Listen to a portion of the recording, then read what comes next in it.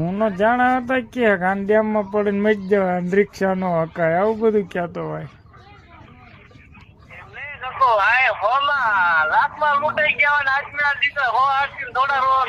એ તો સાચું બટા. ના એ સાચું હે પણ આ છોકરા નો કહું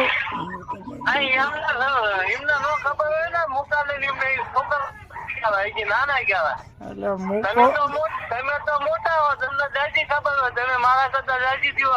ના સાચું એટલે મુકણ મુનિયો કે રાજકોટ જાય એટલે પેલાથી રિક્ષા પાડી નાખીએ કે